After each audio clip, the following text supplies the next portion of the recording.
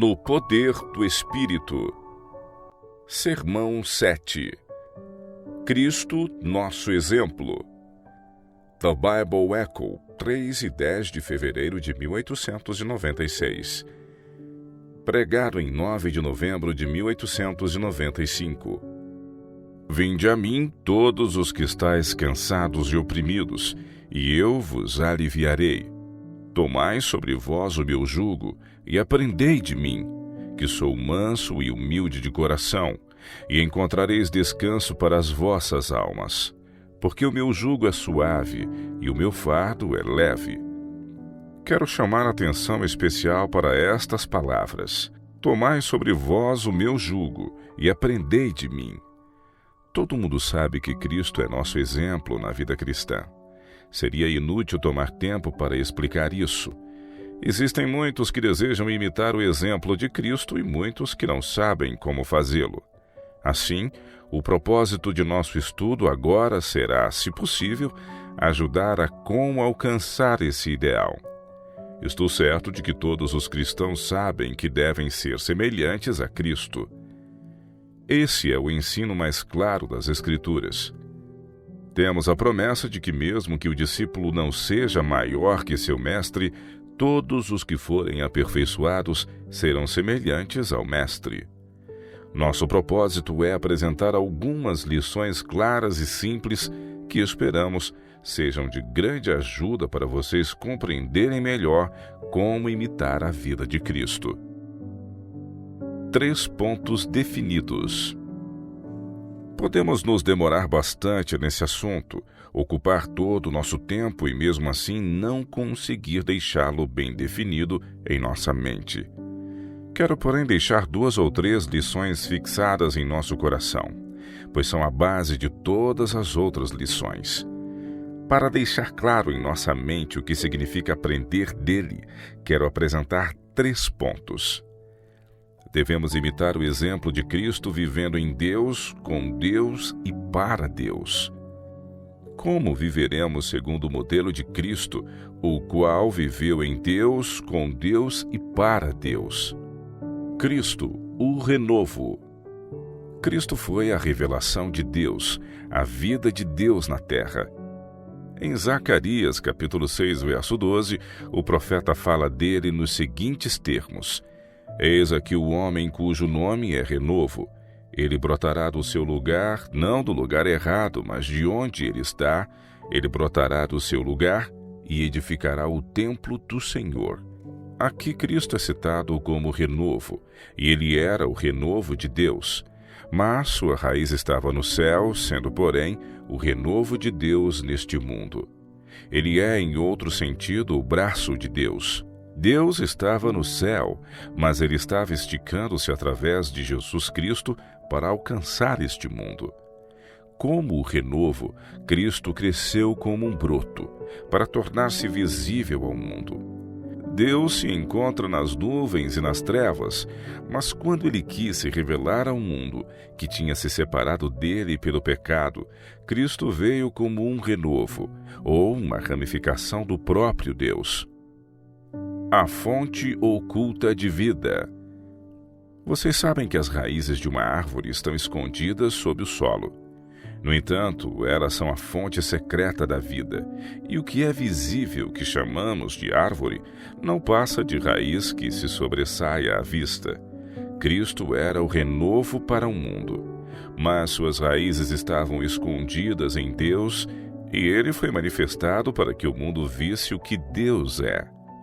A vida de Cristo, quando esteve em carne, estava escondida em Deus, e ele dependia de Deus tanto para a vida quanto para seu serviço aqui, assim como nos cumpre também depender de Deus.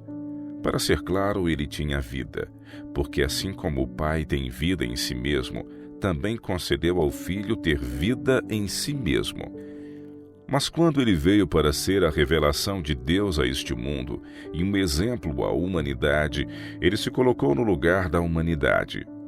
Visto que a humanidade estava fraca, ele veio fraco por causa da humanidade. Como a humanidade era dependente de um poder fora de si mesma, assim também ele tornou-se dependente. E disse: assim como o Pai que vive me enviou, e eu vivo pelo Pai, assim quem de mim se alimenta também viverá por mim. Ele assumiu uma posição de dependência, de fraqueza, para que pudesse passar pela experiência daqueles a quem veio salvar. Sua vida estava escondida em Deus e ele dependia completamente de Deus e do ministério de seus anjos. A vida de Cristo em Deus. Não pensem que a vida de Cristo aqui era fácil só porque ele era o divino Filho de Deus. Ele era o divino Filho de Deus, mas velou essa divindade. Contemplem a maravilhosa condescendência de Deus em Cristo. Apesar de ter poder, ele se tinha despido desse poder e tornou-se dependente. Essa verdade se encontra relatada nas Escrituras. O Evangelho de João é o grande evangelho da vida. Vamos a ele quando queremos aprender sobre a vida. Nesse evangelho, Cristo diz: se não faço as obras de meu Pai, não me acrediteis. Mas se faço e não me credes, crede nas obras, para que possais saber e compreender que o Pai está em mim e eu estou no Pai. Apesar de ser verdade que Jesus Cristo era a divindade velada na humanidade, também é verdade que ele era a humanidade conservada na divindade.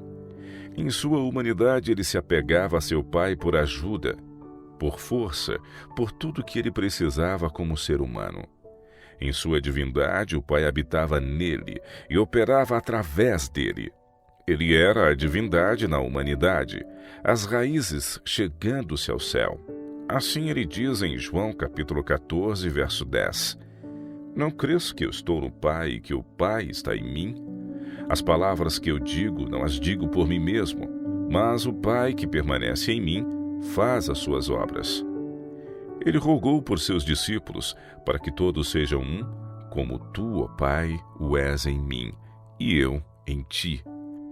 Cristo era a união do divino com o humano, e nisso se encontra a perfeição da humanidade, porque a divindade opera dentro e através da humanidade. Deus nunca foi visto por alguém. O Filho unigênito que está no seio do Pai, esse o revelou. Notem a afirmação. O texto não diz que veio do seio do Pai, mas que está no seio do Pai. Havia tanta união entre Cristo e seu Pai, que onde Cristo estava, ali estava o Pai. Assim, ele estava no seio do Pai quando esteve aqui na terra. Sua vida estava escondida em Deus por causa de nós. A vida de Cristo com Deus. Vamos considerar agora a vida de Cristo com Deus. Ela, em outras palavras, significava sua comunhão com Deus, sua amizade com Deus. Enquanto sua vida estava com Deus, esta fluía também através da humanidade. Além disso, Cristo, ao pôr-se na posição de humano, ele se torna como vaso vazio que deve ser enchido pelo Pai. Ele se coloca numa posição em que, através de sua comunhão com Deus, ele recebia de Deus o que dava ao mundo. Em sua última oração ele disse: porque eu lhes tenho transmitido as palavras que me deste. Eu lhes tenho transmitido a glória que me tens dado. Ele ficou entre o homem e Deus, para receber de Deus do seu lado divino e alcançar a humanidade com seu lado humano, fazendo assim uma conexão completa entre o divino e o humano. Convém ressaltar, porém, que ao assim fazer, ele sujeitou-se às mesmas condições em que nós nos encontramos. Ele não tinha nada em si mesmo, ele se esvaziou e tornou-se um canal de bênção, luz e poder, vida e glória para o homem. O que ele trouxe ao mundo, trouxe porque o Pai lhe concedeu. Ele precisava ir ao Pai para conseguir o que o Pai daria por meio dele ao mundo, graças à sua dependência. A fonte de força de Cristo. Assim vemos frequentemente Cristo indo ao Pai para a comunhão, buscando força dele. Vamos ler 2 ou 3 versos que enfatizam esse ponto. E levantando-se de manhã muito cedo, fazendo ainda escuro, saiu, e foi para um lugar deserto e ali orava. Por quê? Porque ele tinha um dia diante dele para revelar o Pai. um dia para oferecer Deus ao povo. Por isso ele precisava acordar antes do amanhecer e ir ao Pai, e em comunhão e amizade com ele receber dele o que havia de dar ao povo. E aconteceu que, como todo o povo se batizava, sendo batizado também Jesus, orando ele, o céu se abriu, e o Espírito Santo desceu sobre ele em forma corpórea, como pomba, e ouviu-se uma voz do céu que dizia: Tu és o meu filho amado, em ti me comprazo. Os céus se abriram para Cristo quando ele orava. Os céus estarão abertos a nós quando orarmos. Subindo ao monte para orar. Cerca de 8 dias depois de proferidas estas palavras, tomando consigo a Pedro, João e Tiago, subiu ao monte com o propósito de orar. E aconteceu que, enquanto ele orava, a aparência do seu rosto se transfigurou e suas vestes resplandeceram de brancura. Mas eu lhes digo que ele fez mais do que uma curta oração naquela noite. Cristo fazia orações curtas em público, mas quando entrava em comunhão com Deus nas horas da noite, era ali que ele derramava sua alma diante de Deus, saindo de sua fraqueza e se apegando a Deus, não apenas por si mesmo, mas por todo o povo por causa de nós, para que ele pudesse tomar posse do poder divino. E foi enquanto orava que seu semblante foi alterado. Foi quando Moisés esteve na presença de Deus que sua face brilhou com a glória de tal maneira que, quando voltou, o povo não conseguia permanecer diante dele. Foi quando Cristo, como nosso representante, orou naquela noite na montanha, até que seus discípulos dormissem e o orvalho da noite caísse sobre ele, que os céus foram abertos para ele. É em nossa comunhão com Deus que a glória repousa sobre nós, e nossas vestes empoeiradas se transformam em vestes brancas da justiça de Cristo. A vida de Cristo para Deus. E foi assim, em resposta à sua comunhão com o Pai, que ele recebeu de Deus as bênçãos para dar à humanidade. Agora, tendo uma vida em Deus mantida pela comunhão com Deus, aquela vida de poder deveria ser usada para Deus. A vida de Cristo foi uma vida de sacrifício, uma vida de serviço para Deus. Ele era o representante de Deus, assim como era o representante da humanidade. Ele foi enviado para este mundo para representar o caráter divino e também para mostrar que o caráter divino é possível revelar-se na humanidade. Não pensem que Deus é um ser distante. A vida e a experiência de Cristo serviram para mostrar ao mundo que Deus pode habitar na humanidade, que Deus fez da humanidade um templo de sua habitação. E Cristo recebeu a presença do Pai habitando em sua humanidade para mostrar que a humanidade pode ser templo para o Deus vivo. Cristo passou toda a sua vida em serviço para Deus. Toda a força recebida do Pai em suas horas de oração o acompanhou no ministério. Ele alimentou, ensinou e trabalhou pelo povo. Cansou-se ao andar por toda a Judéia, dando a sua vida pelo povo. Por fim, deu sua vida na cruz por eles. Esta é a vida de Cristo em Deus, com Deus e para Deus. A vida de Cristo deve se repetir em nós. Sinto grande alegria quando medito na vida de comunhão e serviço de Cristo aqui neste mundo. Esse quadro da vida de Cristo deve estar sempre diante de nossa mente. Gostaria, porém, de dizer-lhes que a única razão pela qual esses episódios da vida de Cristo foram registrados nas páginas da história é porque Deus intenciona que a mesma experiência se repita em nós. É propósito de Deus que sejamos semelhantes a Cristo, e Ele fez provisão para que isso aconteça. Sei que somos fracos, somos indefesos e indignos, mas sei também que Cristo fez provisões maravilhosas. Deus sabia que éramos indignos, por isso Ele fez provisão para que, por meio da mesma humanidade, como a que temos hoje aqui, tendo fé em Cristo, Ele pudesse revelar em nós seu caráter e nos tornar canal de bênção para o mundo. Esse é o desígnio de Deus para nós. Devemos nos alegrar nesse pensamento. Tiremos nossos olhos das coisas comuns e baratas e das quedas da experiência cristã e olhemos para o trono de Deus e de Cristo, nosso advogado, que ali está para interceder por nós.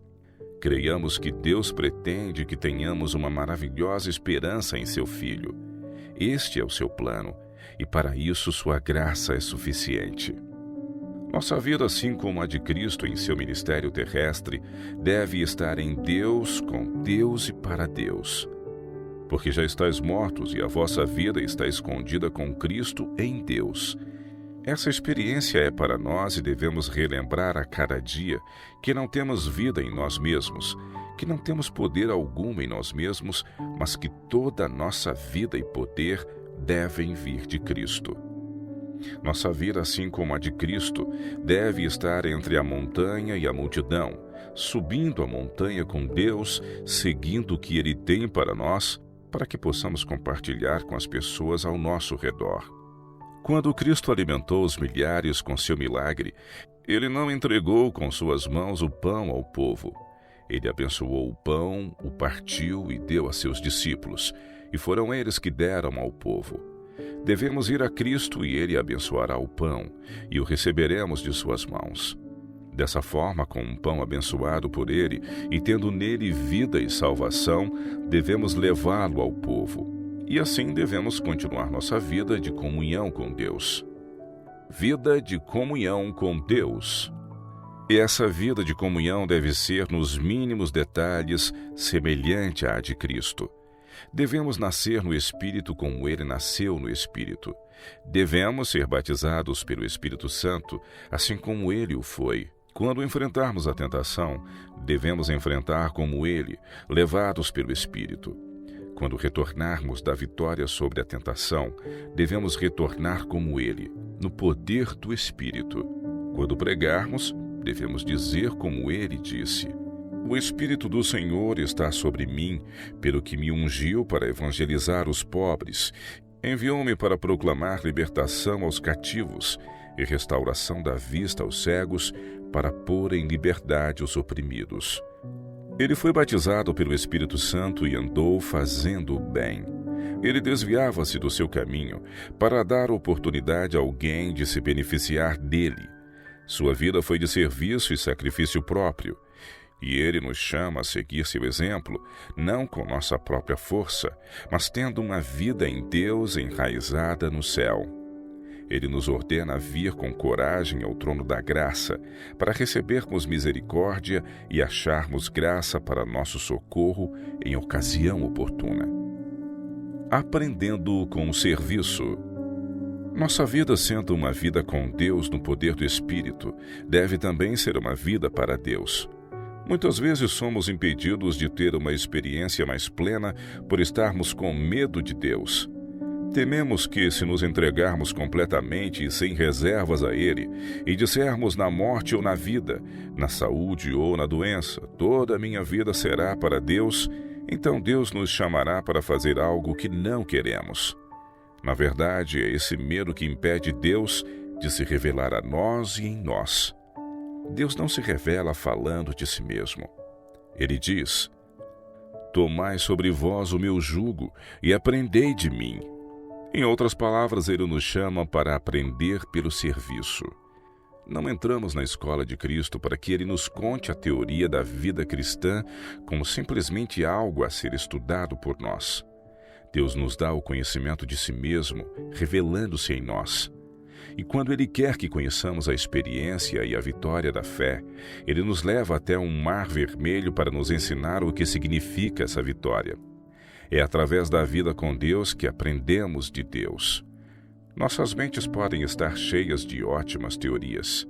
Contudo, elas serão inúteis, a menos que conheçamos quem é Deus, por vermos o que Ele faz por nós e por observarmos o que Ele pode fazer por aqueles que creem nele, permanecem nele e o deixam operar.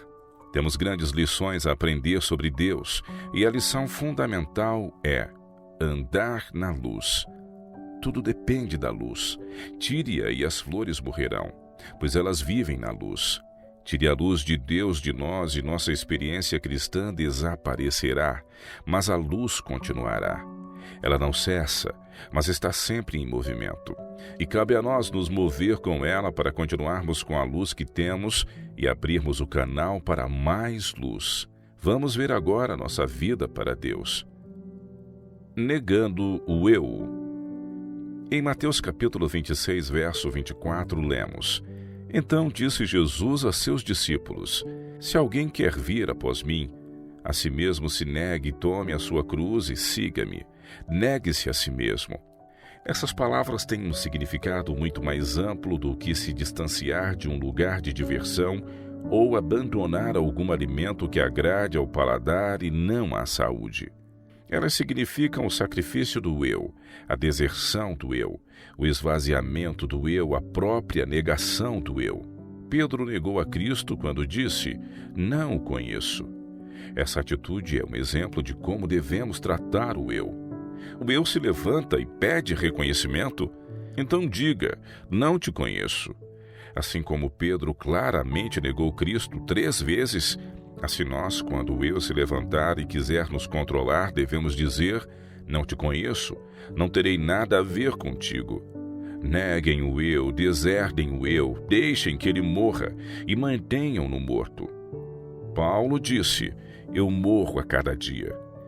Muitas pessoas são atormentadas em sua experiência humana porque o eu se ergue continuamente. Nossa, dizem elas, eu pensei que havia ganho completa vitória ontem e que o meu eu havia sido crucificado. O eu estava crucificado enquanto a fé que o expulsou o manteve fora.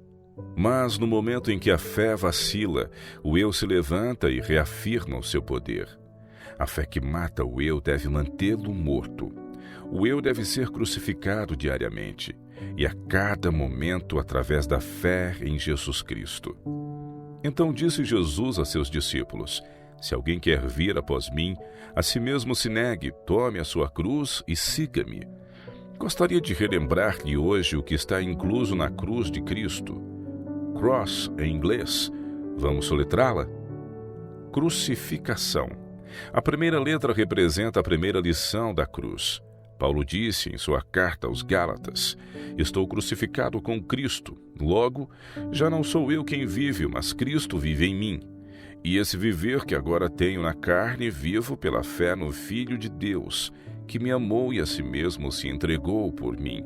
E novamente falou nesta mesma carta: Mas longe esteja de mim gloriar-me senão na cruz de nosso Senhor Jesus Cristo, pela qual o mundo está crucificado para mim e eu para o mundo. Tomar a cruz significa morte para o eu. Levar a cruz significa morrer para o eu diariamente e mantê-lo morto. Isso é crucificação, exatamente a primeira letra da palavra cruz, cross. Temos agora a letra seguinte, R de ressurreição. Depois da crucificação está a ressurreição. Porque se fomos plantados juntamente com ele, na semelhança da sua morte, também o seremos na da sua ressurreição. Gosto de uma outra versão que diz: Porque se nós fomos unidos juntamente com ele na semelhança da sua crucificação, também o seremos na sua ressurreição. Se você soletra o C, você pode soletrar o R, pois como Cristo foi levantado dentre os mortos pela glória do Pai, assim também nós devemos andar em novidade de vida. Cristo viveu sua vida na terra por nós. Ele foi crucificado pelas nossas ofensas, mas ressuscitou para nossa justificação. Não precisamos nos lamentar, pois aquele que fez os céus e a terra é nosso Salvador e vive hoje por nós. Ele disse quando esteve aqui: Todo poder me foi dado no céu e na terra. Ele ganhou esse poder por meio de sua morte e, quando foi levantado, ressuscitou em novidade de vida. Diz Paulo: Pois, quanto a ter morrido de uma vez para sempre, morreu para o pecado, mas quanto a viver, vive para Deus. Assim também vós considerai-vos mortos para o pecado, mas vivos para Deus em Cristo Jesus. E a nova vida para a qual somos renascidos não é a antiga vida do eu, mas é a vida de Jesus Cristo, aquela vida divino-humana que não é simplesmente a vida de Deus fora da carne, nem a vida da carne fora de Deus, mas a vida de Deus que tem operado na carne humana. Essa vida chega a nós na ressurreição que se segue à crucificação do eu. Quando o eu morre, Cristo vive. Onde o antigo homem foi enterrado, nasce o novo homem. Onde o velho homem vivia em pecado, o novo homem anda com Deus. É a vida ressurreta no poder da ressurreição de Cristo. Paulo disse em sua carta aos Filipenses: considero tudo como perda, por causa da sublimidade do conhecimento de Cristo Jesus, meu Senhor, por amor do qual perdi todas as coisas e as considero como refúgio para ganhar a Cristo. Paulo, portanto, considerava a experiência do passado menos que nada para o conhecer e o poder da sua ressurreição. Nós cristãos precisamos do poder da ressurreição. Precisamos da vida da ressurreição. Agradeço a Deus porque a ressurreição nos é oferecida. Não se satisfaça com nada menos do que isso. É o dom gratuito de Deus em Jesus Cristo. Se eu pudesse, faria com que todos que têm um mínimo de fé se apossassem grandemente do poder de Jesus Cristo. Não há perigo de acabar o suprimento. Seus recursos são infinitos, seu amor é infinito e infinito é o seu desejo por nós. Ele só está esperando que nos apeguemos a essa certeza pela fé. Graças a Deus por ser assim. Ó de obediência! Ela anda junto com a cruz. Para todos os que pensam que não podem obedecer à lei de Deus, eu digo: obedeçam ao Evangelho. Se você tem medo da lei, obedeça ao Evangelho, é o suficiente. O que acontece com os que não obedecem ao Evangelho? Leiamos o que diz Paulo. E a vós que sois atribulados, descanso conosco, quando se manifestar o Senhor Jesus desde o céu com os anjos do seu poder, como labareda de fogo, tomando vingança dos que não conhecem a Deus e dos que não obedecem ao Evangelho de nosso Senhor Jesus Cristo, os quais, por castigo, padecerão eterna perdição, ante a face do Senhor e a glória do seu poder. Amigos, obedeçam ao Evangelho. E a lei não mais será uma ameaça para vocês. Obedeçam ao Evangelho, pois sabemos da forma mais clara possível que o Evangelho é simplesmente a lei em Cristo. 2 Coríntios capítulo 10, verso 5, nos mostra até onde vai essa obediência. Porque as armas da nossa milícia não são carnais, e sim poderosas em Deus para destruir fortalezas, anulando nós sofismas e toda altivez que se levante contra o conhecimento de Deus e levando cativo todo o pensamento à obediência de Cristo. Aquele que não obedece ao Evangelho no pensamento, não obedece ao Evangelho de forma alguma. Aquele que não obedece à verdade em pensamento, não obedece à verdade de forma alguma. Nenhuma aparência externa pode satisfazer. A obediência deve estar na vida mais íntima da alma. A vida externa não será nada além de uma revelação do que está dentro. A boca fala do que está cheio o coração, disse Cristo em Lucas, capítulo 6, verso 45. Devemos lembrar que a glória do pensamento puro e da santa ação deve ser dada a Cristo, que nos amou e se entregou por nós. A obediência se encontra bem no centro da cruz. S. Sacrifício.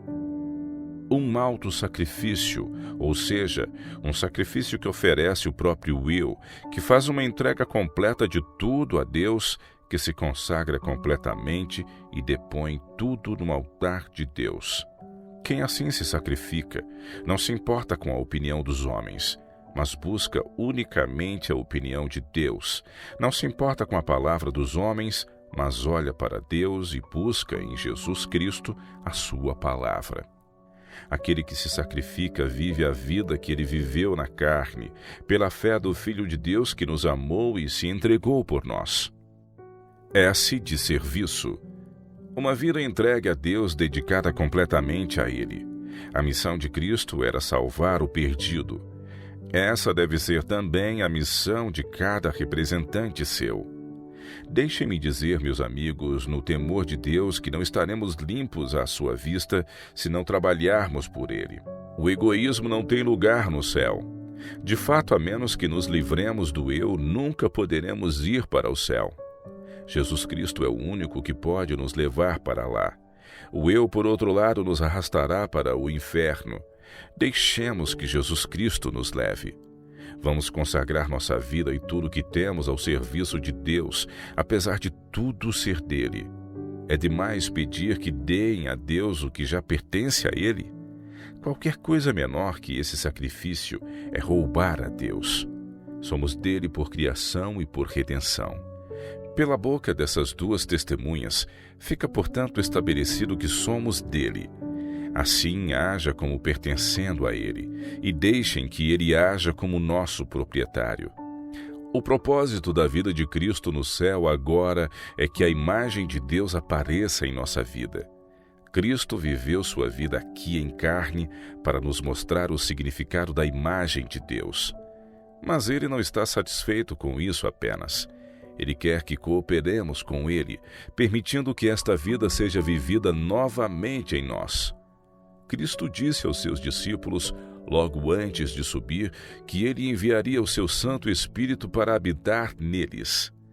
Eu gostaria que isso ficasse bem claro em nossa mente, que o propósito de Deus é que a vida que Cristo viveu seja vivida pelos seus seguidores, e que vivamos essa vida através da submissão e disposição em entregar nossa vida e deixar Deus ser glorificado em Jesus Cristo. Esse é o verdadeiro significado da vida cristã. Se eu pudesse, imprimiria em cada cristão o significado de tal privilégio. Se você não o conhece, agarre-se a Jesus Cristo. Deus é capaz de fazer grandes coisas por nós. Ele prometeu fazer grandes coisas por nós, e sua promessa nunca falha. Elas se cumprem hoje, amém, em Jesus Cristo. O que Deus quer que façamos é que exerçamos fé em suas promessas e o tratemos como nosso Pai amado, que nos deu tudo em Jesus Cristo.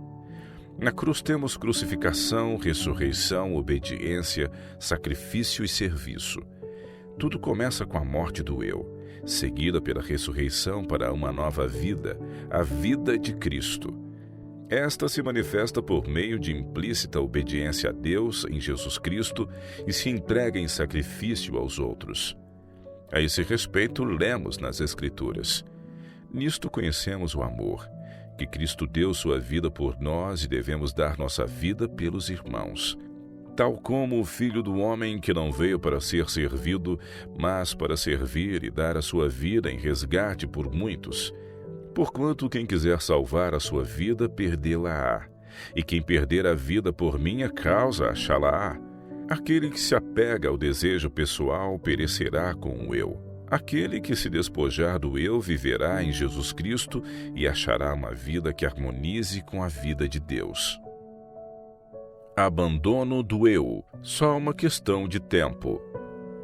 A questão é quando iremos abandonar a vida centrada no eu. Vocês estão bem cientes de que os dias da nossa vida não passam de 70 anos ou, em havendo vigor, a 80. Neste caso, o melhor deles é canseira e enfado, porque tudo passa rapidamente e nós voamos. Abandonaremos nós a vida do eu e receberemos a vida de Cristo? Ou nos apegaremos a essa vida até que seja tomada de nós e seja tarde demais para receber a vida de Cristo? Precisamos conhecer Deus face a face. Nós o conheceremos em Cristo ou no eu? Precisamos conhecer a lei de Deus. Conheceremos essa lei em Jesus Cristo ou em nós mesmos? Essa experiência chegará a todos. A pergunta a ser feita é a seguinte: chegará a nós em Cristo ou sem Cristo? Nossa segurança, nossa glória, nossa alegria está em conhecer essas experiências em Jesus Cristo. Títulos na Escola de Cristo. Gostaria de chamar sua atenção para a experiência de Paulo quando discípulo na Escola de Cristo. Antes de se converter, Paulo era um discípulo na Escola de Gamaliel. Não sei quais eram os costumes das escolas judaicas naquele tempo, ou se eles conferiram algum título a Paulo. Mas sei que ele era um homem bem instruído, e suponho que ele tenha absorvido toda a sabedoria daquela época, conforme lhe havia sido ensinado nas escolas judaicas. Falando de si mesmo em sua carta aos Filipenses, ele disse: porque nós é que somos a circuncisão, nós que adoramos a Deus no Espírito e nos gloriamos em Cristo Jesus e não confiamos na carne. Bem que eu poderia confiar também na carne. Se qualquer outro pensa que pode confiar na carne, eu ainda mais, circuncidado ao 8º dia, da linhagem de Israel, da tribo de Benjamim, hebreu de hebreus, quanto à lei fariseu, quanto ao zelo perseguidor da igreja, quanto à justiça que há na lei, irrepreensível. Falando sobre o mesmo assunto, ele assim se expressa aos Gálatas: porque ouvistes qual foi o meu proceder outrora no judaísmo, como sobremaneira perseguia eu a igreja de Deus e a devastava. E na minha nação, quanto ao judaísmo, avantajava-me a muitos da minha idade, sendo extremamente zeloso das tradições de meus pais. Essa era a posição de Paulo quando se ingressou na escola de Cristo. Vamos acompanhar a experiência de Paulo na escola de Cristo e ver os títulos que ele alcançou. Tomando como modelo a titulação acadêmica americana, o primeiro título foi B.A., Bachelor of Arts, Born Again, Nascido de Novo. Este título é o primeiro título que qualquer pessoa recebe na escola de Cristo. Escrevendo aos Coríntios, Paulo disse: e afinal, depois de todos, foi visto também por mim como por um nascido fora de tempo. Cristo disse: não te maravilhes de ter dito, necessário vos é nascer de novo. Mas em estreita conexão com este necessário encontra-se outro. E do modo por que Moisés levantou a serpente no deserto, assim importa que o Filho do Homem seja levantado. É necessário que nasçamos de novo, e é também necessário que o Filho do Homem seja levantado, pois nele se encontra a vida para o novo nascimento. Assim, o primeiro título é nascer de novo. O próximo título que Paulo recebeu foi o seguinte: M.A., Master of Arts, Molded afresh, moldado novamente. Ser refeito completamente pela nova vida. Paulo fala a esse respeito em Colossenses capítulo 3, versos 9 e 10. Não mintais uns aos outros, uma vez que vos despistes do velho homem com seus feitos e vos revestistes do novo homem que se refaz para o pleno conhecimento, segundo a imagem daquele que o criou. O primeiro título, nascido de novo, nos é concedido para que a nova vida habitando em nós possa nos remodelar a imagem de Deus. O próximo título é D.D., Doctor in Divinity, Delivered Debtor, devedor liberto. Após receber o novo nascimento e ser moldado para uma nova vida, a que ou a quem o cristão é devedor? Disse Paulo: pois sou devedor tanto a gregos como a bárbaros, tanto a sábios como a ignorantes. Por isso, quanto está em mim, estou pronto a anunciar o evangelho também a vós outros em Roma. Paulo havia sido liberto, agora sentia-se devedor para dar aos outros o que ele havia recebido. Ele recebeu esse título e com mérito. Sua vida era prova de que ele merecia de fato o título de D.D., um devedor liberto em Cristo que ofereceu sua vida para dar a outros o que Deus lhe havia entregue. Creio que Paulo progrediu ainda mais na escola de Cristo e recebeu também um título mais avançado de LL.D., Doctor of Laws, Life Lovingly Dedicated, vida dedicada em amor. Estes são os títulos genuínos da escola de Deus: novo nascimento, moldado novamente, devedor liberto, vida dedicada em amor. Esses títulos refletem a qualidade de vida do cristão que já discutimos: vida em Deus, vida com Deus e vida para Deus. Essa foi a experiência de Paulo e Deus deixou essa experiência registrada porque ela pertence a cada filho seu. Poderíamos nos delongar mais sobre esse assunto, mas espero que nossas considerações tenham ajudado a firmar esses pensamentos na mente de cada um de vocês. Eles merecem ser muito mais comentados e ponderados do que as coisas insignificantes e comuns da vida.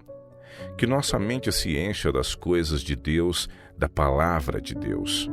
Se vocês assim procederem, certamente Deus lhes comunicará grandes coisas de sua palavra e lhes revelará seus profundos pensamentos. Procuremos alcançar esses títulos em nossa vida cristã. Nenhuma universidade fundada pelo homem pode conferir esses títulos a ninguém. Na escola de Cristo, porém, eles são abertos a todos. Qualquer um que quiser se graduar com esses títulos, basta se matricular e frequentar a escola de Cristo e receber os títulos que ali estão disponibilizados. Desejo que vocês levem consigo estes pensamentos hoje. Deus em Jesus Cristo viveu uma vida de perfeição na terra. Ele vive agora no céu, como nosso sumo sacerdote, fazendo intercessão por nós. Esse Cristo recebeu do Pai a promessa de seu Espírito para que pudesse nos conceder a vida que ele viveu. O desejo de Deus é que o próprio caráter que foi formado em Jesus Cristo seja formado também em nós para a glória de Deus. Se vocês acreditarem que Deus efetua essa obra na vida de cada um de vocês pela crucificação, pela obediência, pelo sacrifício próprio, pelo serviço, Deus abençoará grandemente a vida de vocês em Cristo Jesus.